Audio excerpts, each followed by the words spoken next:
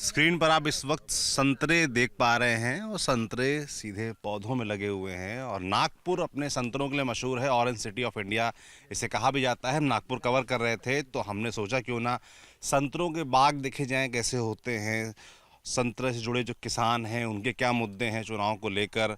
और कुछ मन में हमारे सवाल भी थे कि सही संतरा कैसे चुने।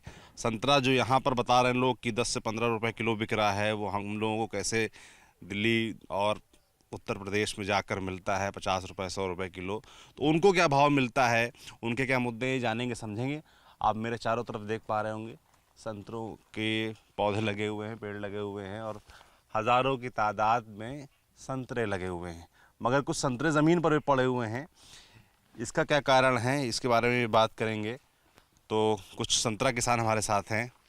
आपका बाग है? हाँ जी। क्या नाम है आपका? संदीप पालीवाल। संदीप पालीवाल जी। कब से कर रहे हैं ये आप? करीब करीब 20 साल से। 20 साल से कर रहे ऐसे तो पीढ़ों दर पीढ़ी चल रही है, हमारे दादा भी करते थे, पिताजी भी करते थे, अब हम कर रहे हैं। हैं। तो ये पूरा संतरा बेल्ट है आसपास। हाँ यहाँ जी, बिल्कुल ज्यादातर लोग जो है वो संतरे पर ही इसी संतरे पे खेती में निर्भर निर्भर हैं। हाँ जी।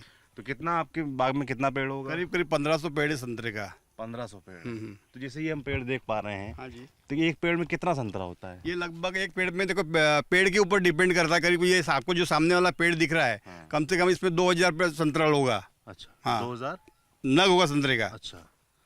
और बाहर में देखें किलो में कितना होगा? 1 किलो में देखो अभी साइज उसका छोटा है। हाँ। करीब करीब 5 से, जब पूरी तरह से वो डेवलप होता है तो 5 से 6 नग करीब 1 किलो में आता है। हाँ, ठीक बात है। तो ये बड़ा पेड़ है, इसको हाँ, ये बड़ा पुराना पेड़ है। पुराना पेड़ है। कितना करीब- वक्त लगता है ये- इतना बड़ा पेड़ डेवलप ये पेड़ डेवलप होने में करीब करीब 20 से 22 साल का पेड़ ही है। 20-22 साल? हाँ जी। तो एक पौधा मतलब पेड़ बनते कितना वक्त वो लगता अपनी है? व्यवस्था के ऊपर में आप किसकी किसी देखभाल करते हैं। अच्छा। ये जो नए नए रोग वगैरह सब आ रहे हैं आजकल पेड़ों के अंदर में, आपकी व्यवस्था के ऊपर में डिपेंड करता है आप पेड़ों की संरक्षण कैसा करते हैं उसके ऊपर है। करीब कोई पेड़ 25 साल, जैसे हम आपके हमारे साथ में बाजू में खड़े डॉक्टर ढोरे साहब, इनके पास में 30 से 35 साल पुराने भी पेड़ है करीब करीब। अच्छा। बाजू में हमारे एक बड़े काश्तकार है हीराजन जी कड़ू साहब, उनके यहाँ पर भी 30-35 साल पुराने पेड़ है। अच्छा। नहीं, जैसे कि आप मान लीजिए हमने एक नया पौधा लगाया, हाँ जी। तो उसको फलदार होने में कितना वक्त लगता है? करीब करीब 6 साल। 5 से 6 6 साल, लग जाते हाँ। हैं। अच्छा, 6 साल बाद वो फल देना शुरू फल करता देना है। शुरू करता है। और आप कह रहे हैं कि 20 से 25 साल चलता है, मतलब फिर 15 साल की फुर्सत हो जाती है, फिर फल देता रहेगा। हाँ जी। अच्छा। और अगर आप बता रहे हैं कि आप 35 साल तक चला लेते हैं उन पौधों को, तो क्या खास करते हैं उसमें आप? क्या नाम है आपका? कुछ नहीं, मेरा नाम हरीश ढोरे है।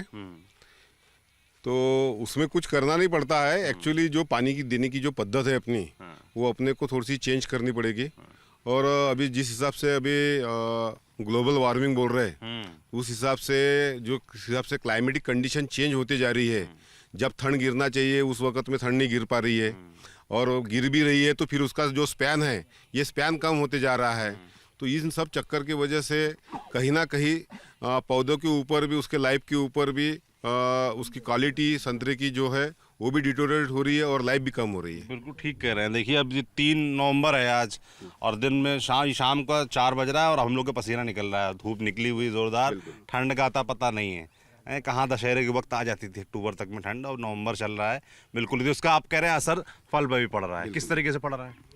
देखो अभी जिस हिसाब से संतरे का, जिस हिसाब से मान के चलो हमारा जो एरिया है ये नागपुर रीजन, तो यहाँ पर 600 से 700 मिलीमीटर जो बारिश होती है, ये ऑन रिकॉर्ड बोला जाता है। जो भी अपना अभी जब 50 साल की जो हिस्ट्री है, तो उसमें एक 600-700 मिलीमीटर का रेनफॉल बताया हुआ है।